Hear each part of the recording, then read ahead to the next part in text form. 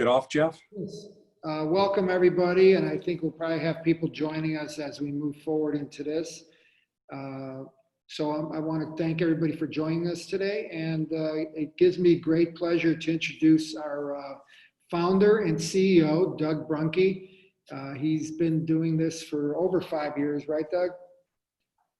And I think, I think I joined you right after you launched it, so I was excited to be part of this founding group, and it was it's been an exciting ride, and I'm still enjoying it. And Doug, you'll be facilitating our meeting today, so it gives me great pleasure again. Doug Brunke. Doug, take it over. I appreciate that. Yes, it was 5 years ago that we founded Global Chamber. And it was about a year later that we did an event that Jeff came down to visit down into Arizona. And despite various things, he said yes. And we were very pleased that he got what we were trying to do back in our early days. And obviously we've improved and migrated to a higher level of performance and continuing to improve. We're really quite honored today to have two really important people in the conversation of trade in this mega region of the United States, Canada, and Mexico speaking today. And they're going to each be saying a few words first about their own country situation and their own perspectives. And then we're going to open the floor to questions. And so what we'd like to do is start with Consul General Stéphane Lessard. He's the Consul General of Canada and has responsibility for 5 states: Colorado, Kansas, Montana, Utah, and Wyoming. And through the Colorado connection, and Jeff being the executive director in Denver, the connection there is how Stéphane has come to us. He's, I guess I knew him also through Twitter. He's very active in Twitter and social media, and is been very involved on the Canadian side between the U.S. and Canada as USMCA has evolved. And so, Consul General Lessard, we're really pleased to have you here today. And if you wouldn't mind, why don't you give us some opening comments, and we look forward to your comments. Well, thank you so much, Doug. I'll start by thanking you and Jeff and other friends at Global Chamber for this opportunity. It's a huge pleasure to reconnect. Some of us were talking offline a little bit before about the isolation that the pandemic has brought, but we have had to reinvent how we work and relate to each other, and opportunities like this, events like this, are really important to keep connections going and continue the good work of promoting trade and investment. So a huge thanks, and it's always a pleasure to work and reconnect with my friend Berenice, who will speak next, Consul General from Mexico. I'll keep it sort of short for my introductory remarks. I would like to say that this discussion, of course, is very timely because we've lived with the North American Free Trade Agreement for over 2.5 decades. But now we have the US-Mexico-Canada Agreement, which we in Canada called Canada-US-Mexico Agreement. Of course, each country has to have its own acronym. And I know Mexico, Berenice, you have your own as well. But it just entered into force officially and formally a few days ago on July 1st. So this discussion is very timely. Looking back, I think we can agree that we have done very well under the North American Free Trade Agreement that really, I believe, entered into force in 1993. We've created a regional market of 400 million consumers and a combined GDP of 21 trillion US dollars. That is a really important economic and trading bloc. We've tripled trade between the 3 countries, Canada, US, Mexico. But not only have we done that and led to, it has led to prosperity for our workers, our communities, but also we haven't just created more opportunities to sell to each other, we have developed an arrangement where we make things together. Under NAFTA, we started making things together on a whole new scale, creating supply chains that extend between two of the three or all three countries, and we have many examples of that. Those supply chains can be integrated within a single company, like Magna Auto Parts in Canada. They have facilities in all three countries. They trade within the company, but also between companies that are different, American, Mexican, Canadian. Supply chains have become very integrated to the point where if we look at those supply chains, if we look at the infrastructure for the movement of people, for energy, the energy grids, the pipelines, we like to think of the Canada-US, and that it extends to Colorado specifically, as our economies are interdependent because they are deeply integrated. So when Colorado does well, Canada does well, and vice versa. And I know that the same is true in Mexico. So just to speak briefly about Canada-Colorado trade, last year it was $5.1 billion in two-way trade. That's really large. That's in goods alone. Colorado also exports 1.3 billion additional in value of services to Canada. Agriculture, equipment, machinery are big exports to Canada from Colorado, with minerals and metals and chemicals not far behind. In terms of Colorado imports for Canada, energy is really big, but again, equipment, machinery, and other minerals are very, very large. All this trade and investment with Canada supports over 100,000 jobs in all parts of Colorado, which I always mention to representatives, federal or state representatives or senators when I have the pleasure of visiting them. Canada-Mexico trade has also developed significantly under NAFTA. This will continue under the USMCA. And I'm very pleased to say also, and Berenice and I have had many discussions where we get to say that the relationship between Canada and Mexico, the bilateral relationship, has never been this good. And we are joined at the hip in many ways in trade and so many other areas. So I know we'll talk about USMCA a little bit more during the conversation. We are pleased with this agreement. It brings our trade into the 21st century. Maybe just one last word, that trade agreements are very important, but they have to be implemented in a way that supports free and fair and open trade, and that keeps away as much as we can from protectionist measures. We can talk about that later if people are interested, but there are protectionist sentiments in many places in the US, and that can happen in Canada as well. And I think we need to be careful with those things. And again, we're happy to talk about it if people are interested. So with my thanks, back to you, Doug, and look forward to a great conversation. Thank you. Really appreciate it, Consul General Lessard. Great opening comments, and the thought of interdependence that started really with NAFTA.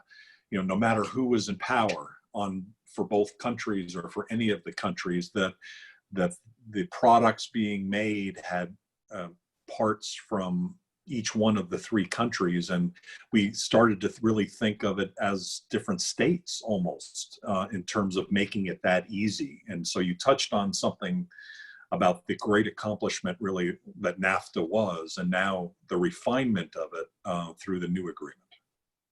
Can I just add one thing. I wish I had this picture with me. Berenice has seen it all the time. Yeah. It's the picture, it could be a car, because back to your point, Doug, there's no such thing as an American car, Mexican car, or Canadian car. There's a North American car, and you know, we know about how all the parts cross border all the time in the final vehicle, 6 or 7 times. But we have a great picture. Imagine this. It's probably not too far from lunchtime where you are, and a hamburger where the single product is a metaphor. It's also a great lunch, but it's also a metaphor for how we make things together. Back to your point, the beef may have come from cattle born in Canada, but raised and processed in Colorado. You know, the bun may come from Kansas grain and the flour that comes from that. The various condiments, probably all the taste of it, apart from the meat, would come from Mexico.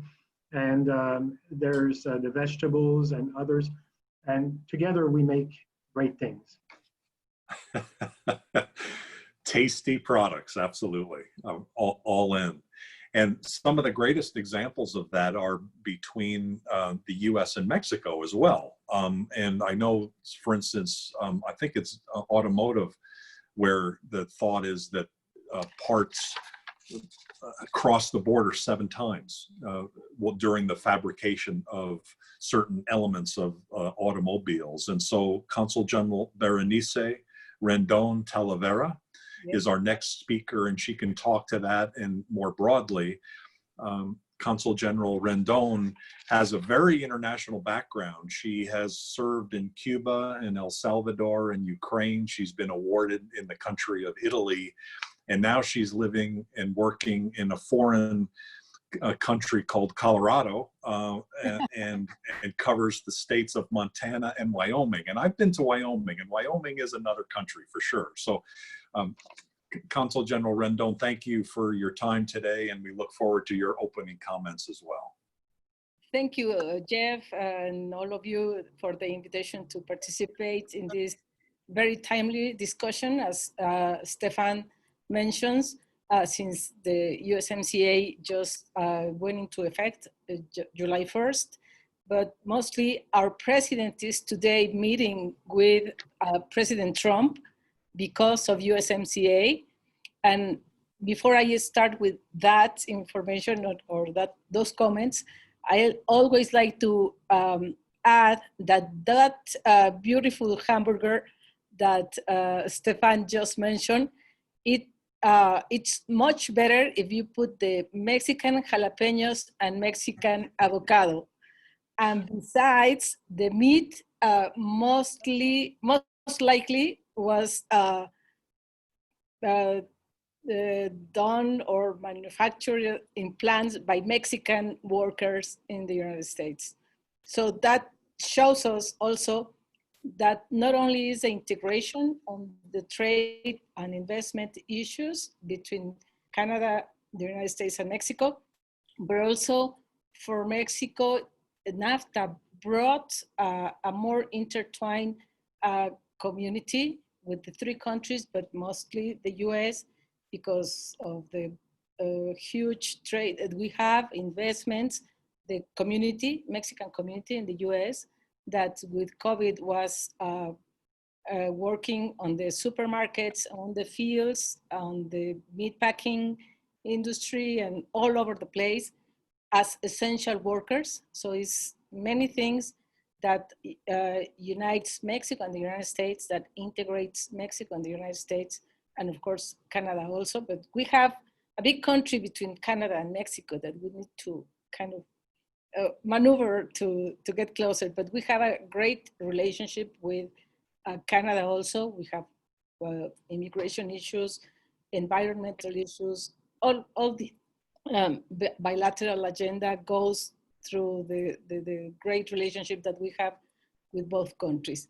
So as Stéphane was mentioning, NAFTA or USMCA has all the bases of NAFTA. It needed to be modernized to the 21st century economy, global economy, and needed for our own countries, our own perspectives to be adjusted to different things, but mostly to bring other sectors that were not included because they didn't exist in the 1990s when we negotiated NAFTA. And all those elements of the negotiation of almost 2 years brought a stronger agreement. USMCA doesn't mention what this is for, but we all know that it's trade. They just took the trade part off the name, but it's an agreement for trade and investment. With all the new provisions, we are certain that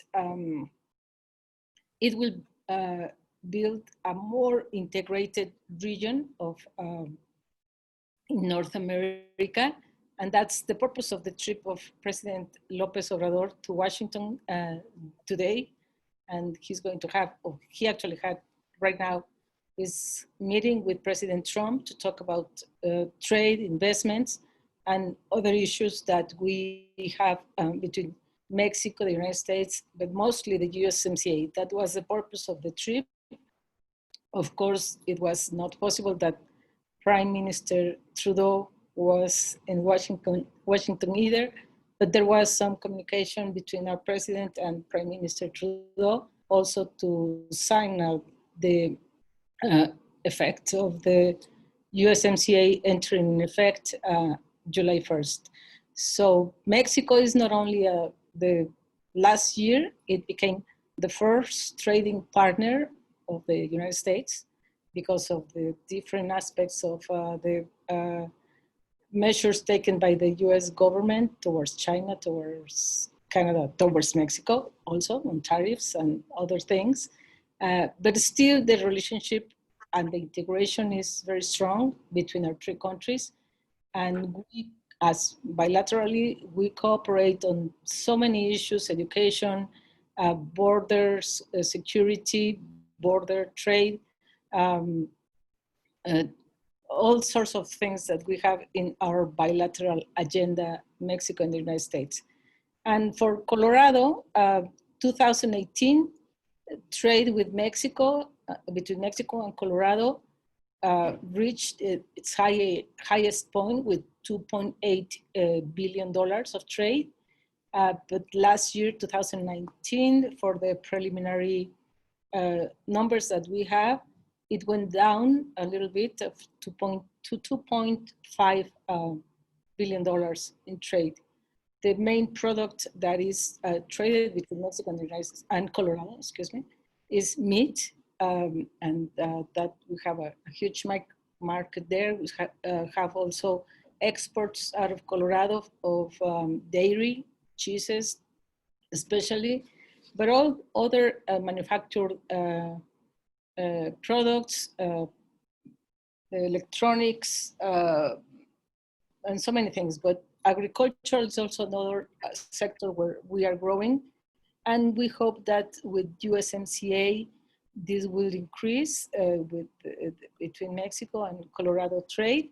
And also the employment issue, USMCA or NAFTA, mostly, represents 91,000 employments in Colorado only.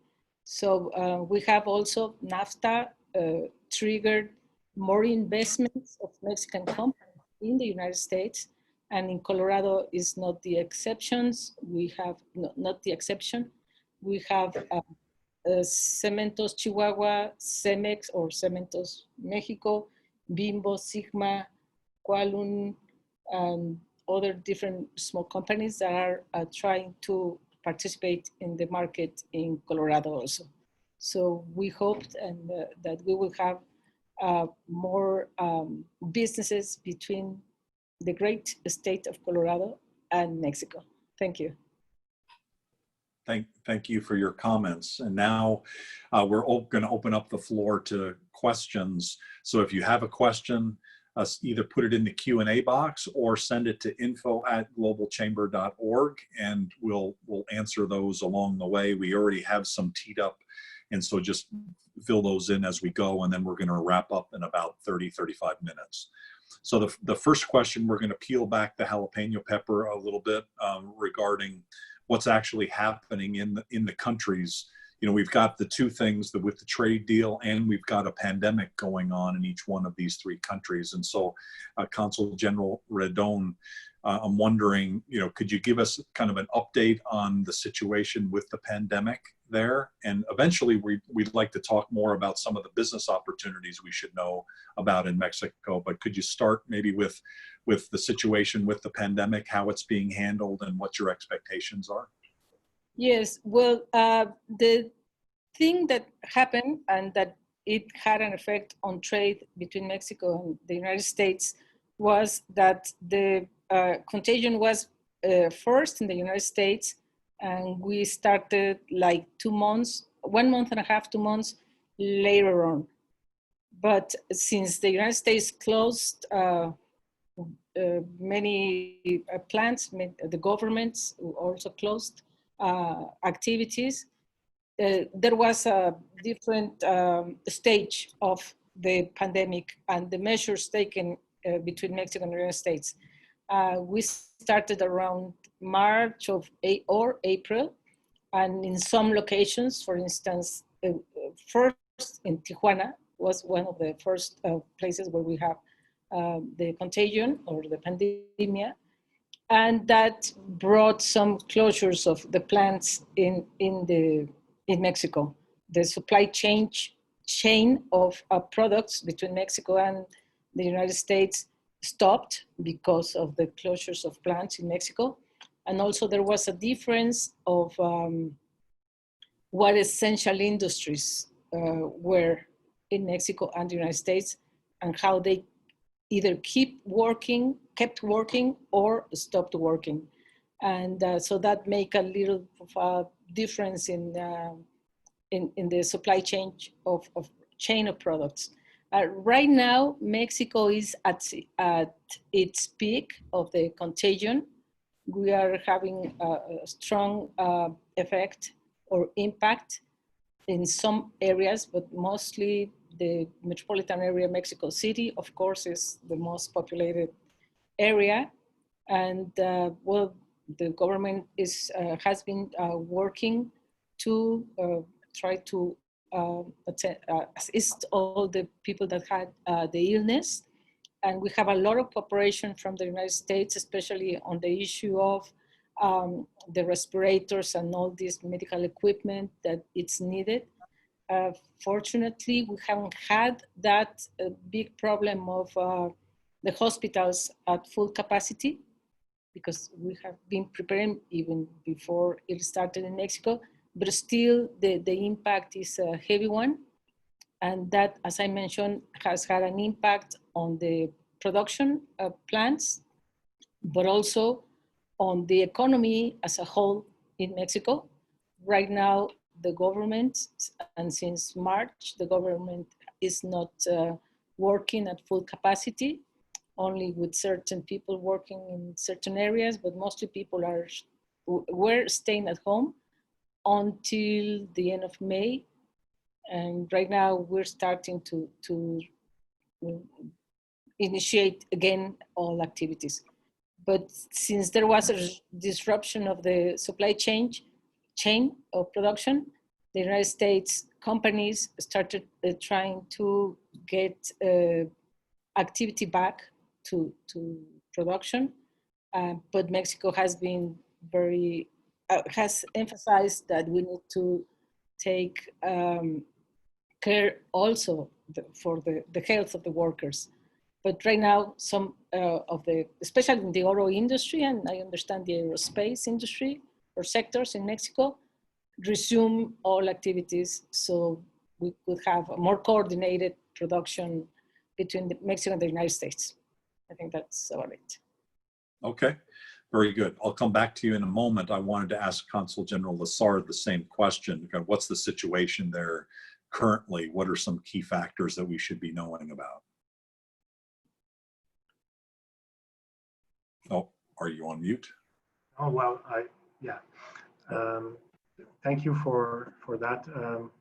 I think we have a similar situation. I think all countries in the world have been significantly impacted by the pandemic. We were as well because trade, we're highly dependent on trade as an economy in Canada.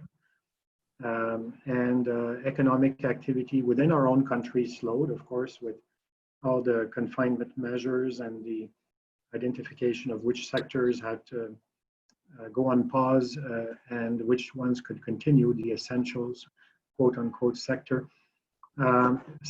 So our economy contracted because our internal market slowed down, like every other country, but also because a lot of our trade, which is a huge proportion of our GDP, about 75% of our domestic production is exported. So when the US export market, our number one market, goes on slowdown, and elsewhere in the world, it does impact us significantly. The government put in place a lot of measures to the tune of what is huge for us, $212 billion since March and counting to help, these are Canadian dollars in this case, to help our workers, help our businesses. And there's a number of programs that were aiming to support employment, also provide liquidity.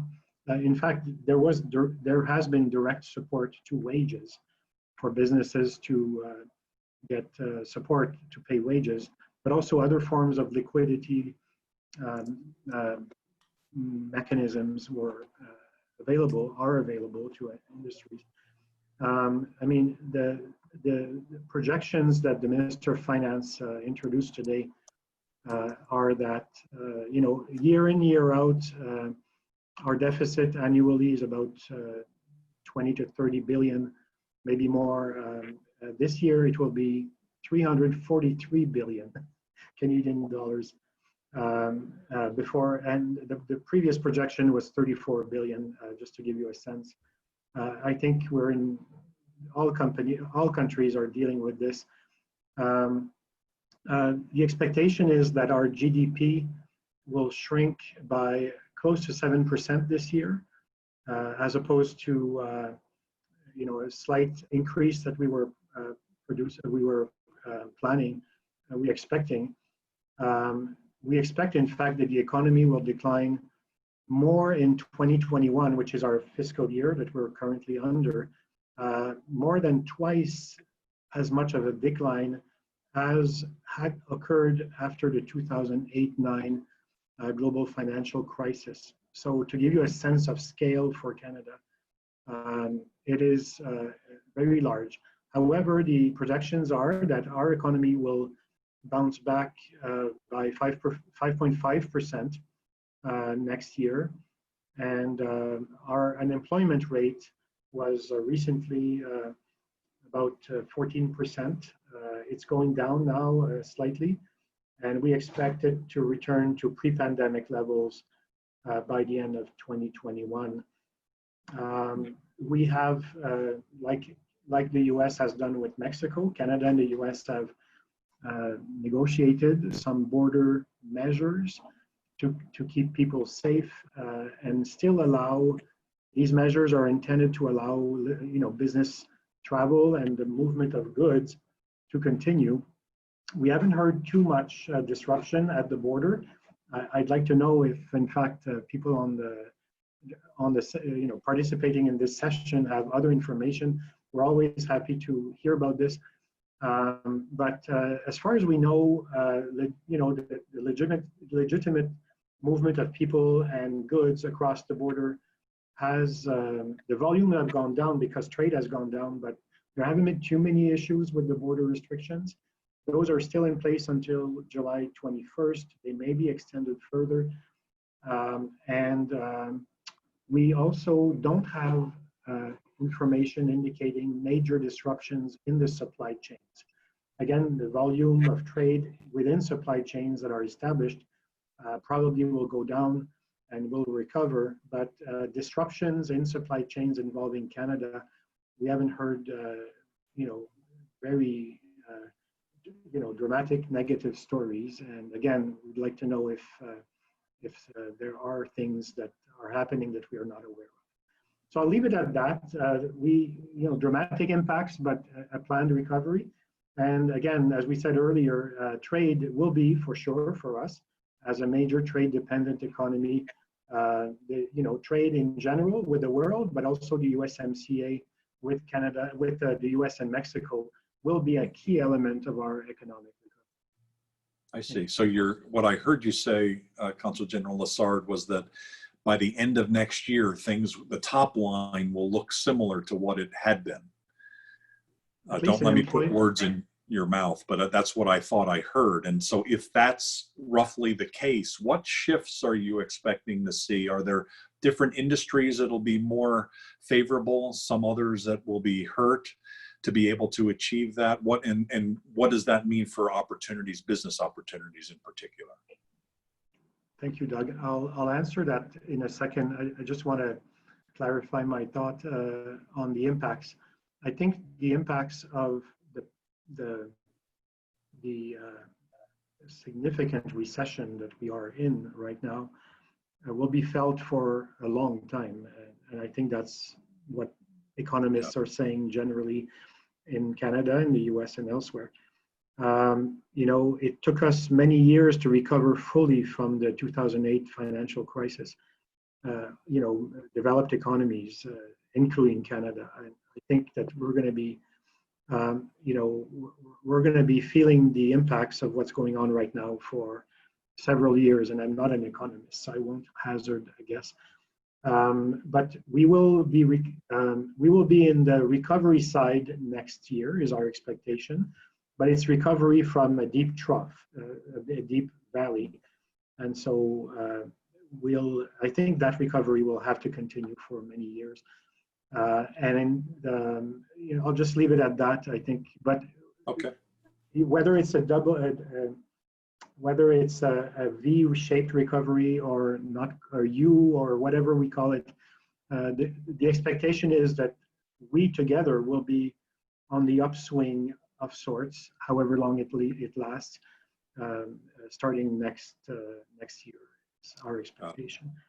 To answer your question, there's a lot of thinking going on in Canada now about what lessons do we learn from this pandemic.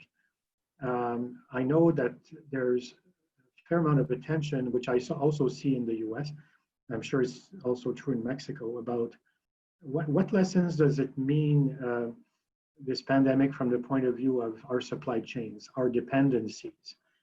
And so the very first sector that we all looked at was personal protective equipment, medical devices, and ventilators and whatnot, masks, of course, and so on. So you could expect that is the most obvious, timely sector that people would focus in. And I know that in Canada we've put in place a lot of measures to increase domestic production, whereas we were entirely until now dependent on China and other countries for production. But I think the discussion has extended beyond that to what else are some of the vulnerabilities that we have.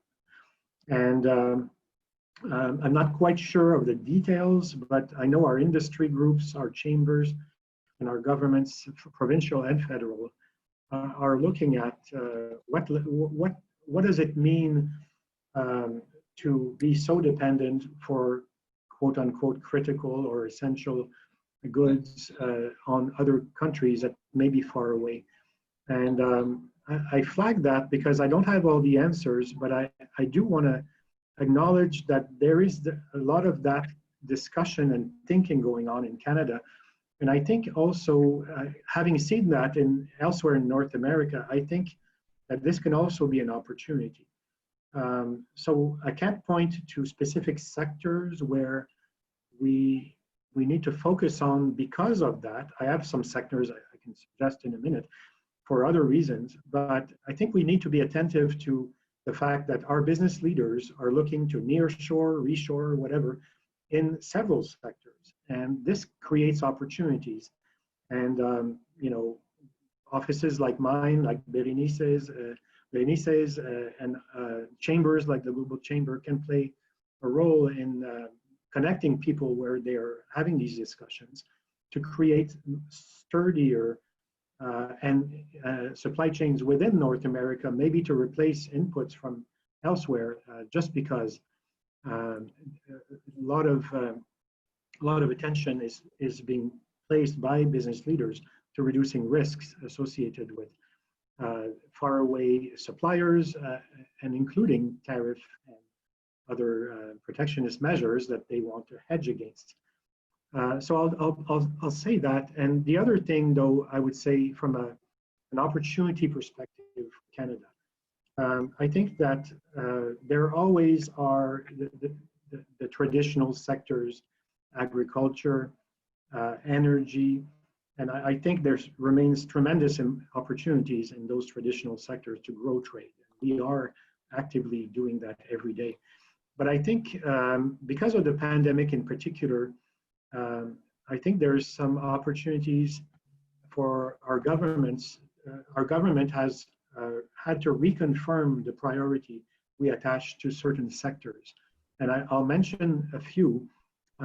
Clean tech is exploding in Canada for various reasons. And I think that's a promising sector for ramping up our trade and investment between Canada and Colorado, perhaps also Mexico.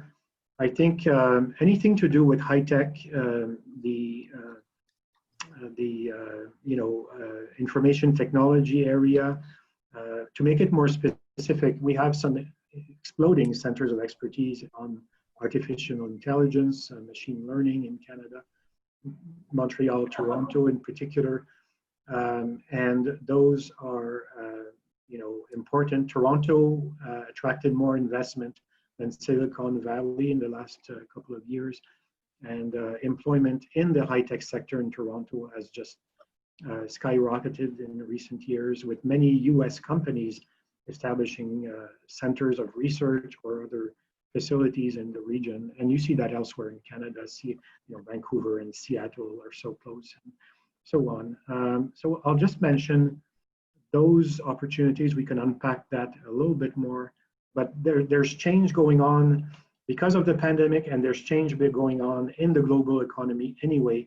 It does impact our supply chains, and I think we're at a repositioning moment now, which creates challenges, but also opportunities for North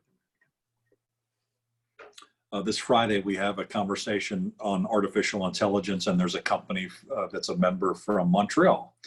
And earlier today, I was introducing a Canadian artificial intelligence company to an opportunity in Singapore. So I can definitely vouch for that piece of technology expertise within Canada that's doing gangbusters, really doing very well. Consul General Rendon, I'd like to now basically ask the same question of you. You're using your crystal ball to tell us what this new normal looks like. When do you expect things to recover, and what will that recovery look like? Well, I wish I had the crystal ball, but what I've been reading mostly is, well, first of all, how it impacted in the Mexico-US trade. The United States put into effect, actually closed the border for non-essential traveling, and it is still on that level, but trade didn't stop. The measures that the government of the United States took in agreement of the Mexican government, of course, was to let trade flow as normal as possible. And that actually helped a little bit because there was no traffic at the border. So the trade trucks and all the logistics for trading was a better one. But of course, being the plants closed on both sides of the border at different times impacted, as I mentioned that before. On the economic side, the estimates for Mexico are very, very difficult for this and next year. Some estimates are mentioning that we will have a decrease in the economic growth of negative 9 to 10%, but it depends on who you're talking to. And that's why the government of Mexico is so eager to have USMCA implementation as soon as possible, because that will reactivate the economy between our countries, the three countries, but the economy in Mexico.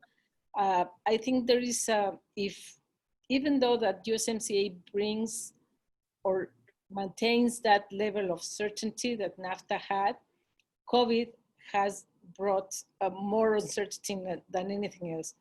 We don't know how it's going to keep developing between in each country at different stages, but how soon we will recuperate, and especially if they are mentioning that fall or winter could be again an uptick of people with contagion. So that no one knows what is going to happen with that and how that will keep impacting our economies, our production, et cetera, et cetera.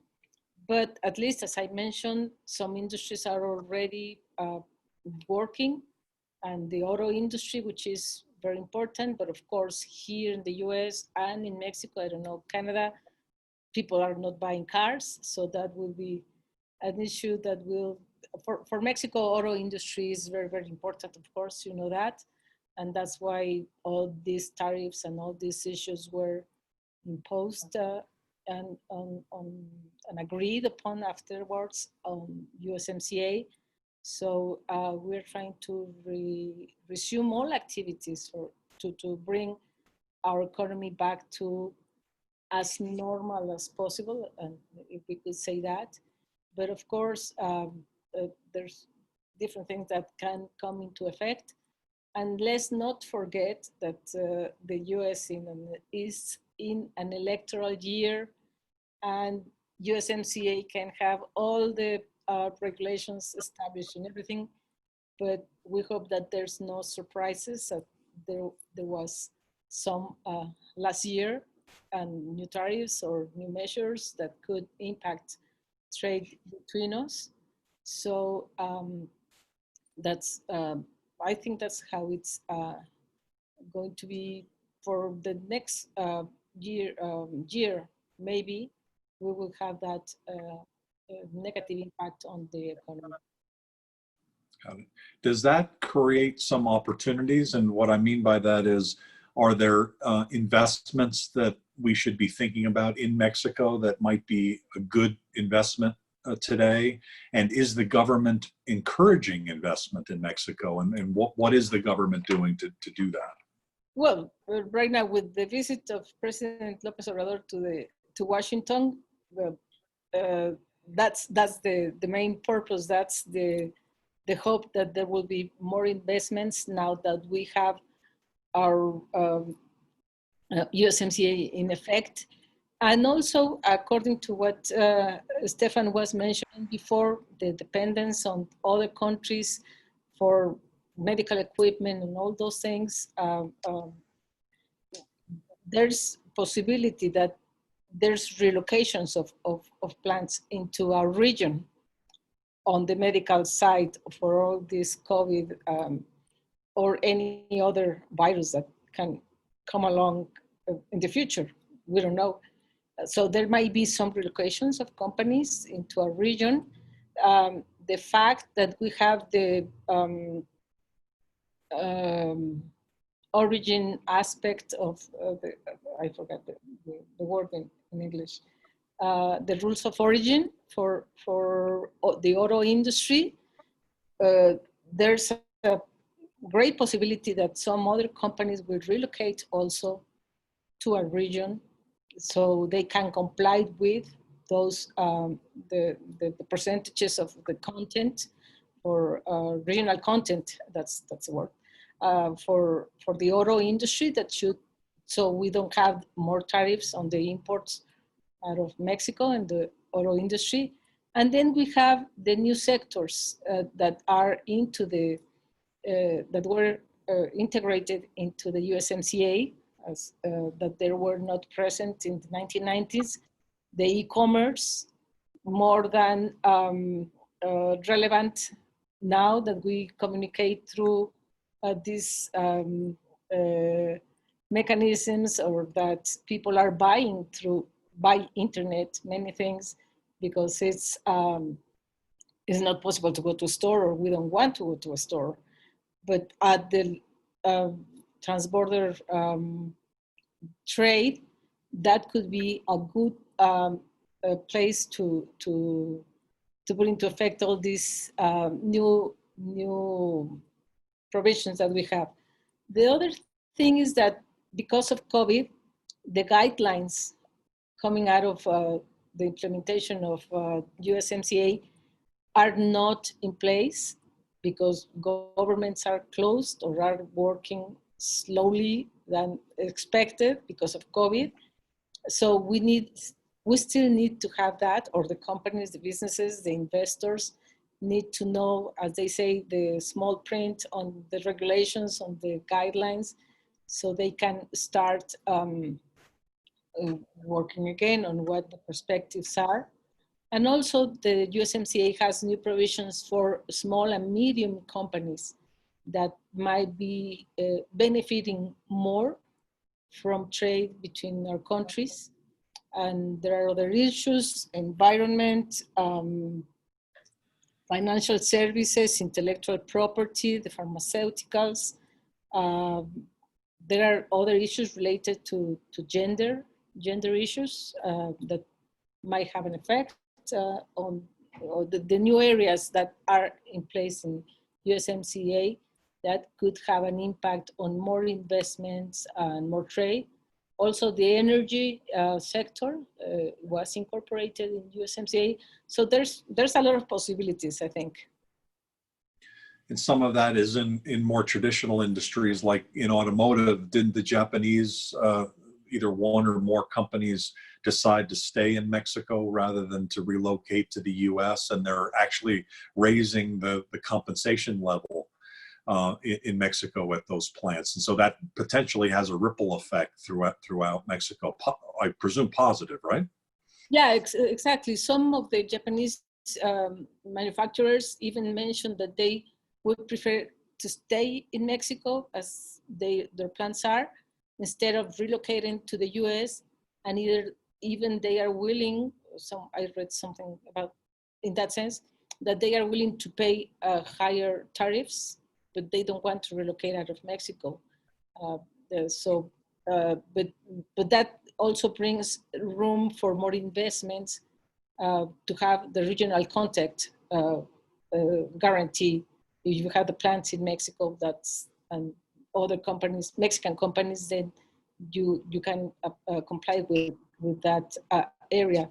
So there are many issues. We just need to have the guidelines in place, and that's what it's taking some time.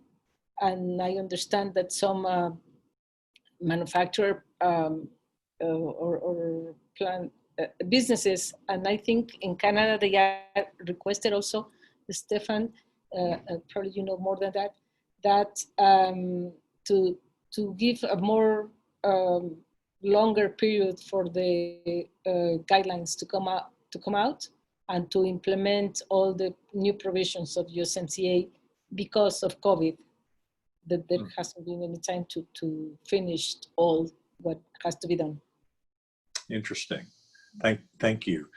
Consul General Lessard, how about you on the investment side? Are there some investments we should be thinking about in Canada right now or over this recovery period? And is the government doing some things to help either encourage it or protect investors coming in? What's your perspective on that? I would say that Canada is always interested in foreign investment.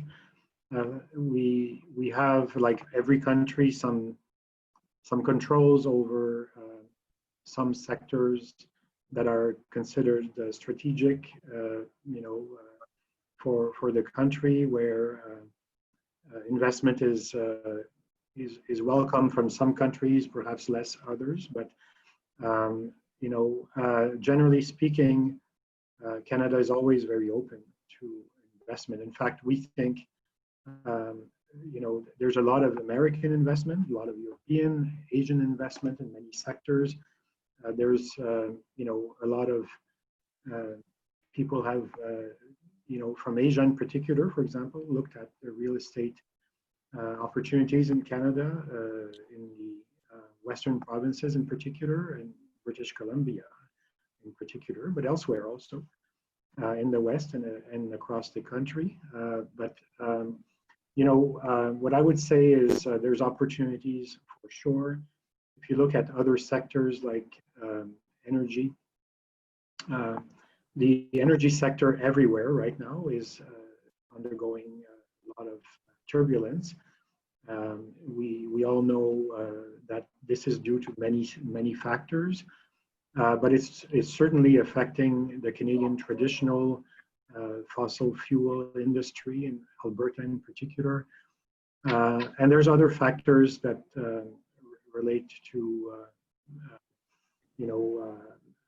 the transition to a cleaner, a better performance on the environmental side, and many other supply and demand issues that have affected the valuation of our energy companies. And I think people might be interested in looking at that sector. But from a general sense, the other sectors that I mentioned, if I was a betting person, I think looking at our clean tech sector and our high tech sector would be a suggestion. The clean tech is often high tech also. So, I mean, they go together, but sometimes I think of high tech in terms of IT and the specifics that we mentioned earlier, AI and other, mobility technologies. I think that those are exploding fast, and the companies that are leading are in fact in many ways world leaders now, and they're attracting a lot of Canadian and foreign investment. And that might be somewhere that folks are interested in looking at. What I would say generally is that we think Canada is a great place to invest, and it's a combination of low business costs. It's a combination of amazing talent, and of course we have amazing universities in all regions of the country. But if you look at the ecosystems around some of those high technology that we've talked about sectors, Toronto, Montreal, Ottawa region, and Vancouver in particular are cities that are attracting a lot of investment because of the great universities that they are generating a lot of talent that is really top flight. And a lot of students come to Canada for a great education at an affordable price. We can talk more detail, but that's I think good overview. Picture that I'd like to provide. Yeah, thank you. Fantastic. Well, we've only got a few minutes left, and there is one question on China that I'm dying to ask, but I don't think we have enough time. I'll leave that up to who I'm going to introduce now. Ernie, I know you had some closing comments, and if you feel like we can sneak that question in, or however you want to end it, but we do only have a few more minutes. So Ernie Watts, who's the Global Chamber Executive Director with Jeff in Chicago, please take it from here. Thanks, Doug. And again, Monsieur Lessard, merci beaucoup. Senor Rendon, muchísimas gracias. It's great to have you guys on, and thank you so much for sharing your comments and talking about what really is such an important treaty and such an important opportunity when you think about Canada, the US, and Mexico, and really as a base for doing business around the world. I mean, there's so many things going on in these markets. It's very near and dear to me. I'll just share with you, I am a NAFTA person. I was born in the US and really spent my formative years between the ages of 10 and 20 living first in Mexico City, almost 4 years, and then in Toronto. I feel very much a citizen of all three countries. And while I would agree, Stéphane, you mentioned earlier that certainly there's always protectionist discussion and sentiment, from a business perspective, I have found that the opportunities far outweigh, and businesses are very practical, and business people understand that we are so integrated at this point, the three countries, that the more we can do collectively to work together, there's really no turning back and no way of not sharing and participating. So can't underestimate the great work that you guys do at all the consulates. So thank you again for participating. Thanks for all the great input. Doug and Jeff, thank you guys. If we can, squeeze in the quick question for China, go ahead. That leaves you about 10 seconds. I think we're going to have to save that for another time. Maybe what we'll do is we'll ask each of the Consul Generals, we'll do maybe a blog post after this, and we'll give you guys some more time to think about it, because that's a big topic, right? How do we deal with China, collectively as a mega region, and as a world, as things, and it's evolving right in front of us. Jeff, do you want to close it down? Well, I just wanted to say thank you to the Consuls. You've got great partners, and I appreciate everything you do. And Stéphane, it's my understanding you'll be leaving us. You'll be heading back to Canada, so you definitely will be missed. And I want to wish you the best in your new venture. Thank you very much. Maybe for the other people participating, Jeff, that I have almost completed my 4-year assignment in Denver, looking at Canadian interests in the beautiful region of Colorado and the other states. I will be succeeded soon by a new Consul General. In the meantime, we will have good people at the office carrying on the mission. I will be looking to an opportunity in Canada next. But I also want to thank you for your friendship, and the Global Chamber for our great partnership. And if I can share my screen as we speak, just to provide, actually, that's the wrong, give me a second. I will share the contact information for our office so that we can receive inquiries or any suggestions for further activities, But the team remains in Denver, and I want to thank everybody on the call for our great friendships and partnerships. Thank you. Well, thank you, Consul General, and Consul General Rendon as well. Thank you, everybody, for participating today. We'll likely do a blog post after this, and with additional information, possibly about China as well. Jeff, Ernie, thanks for your collaboration on this, and everybody have a great day. Let's stay safe out there. Thank you. Goodbye. Thank you, everybody. Bye-bye.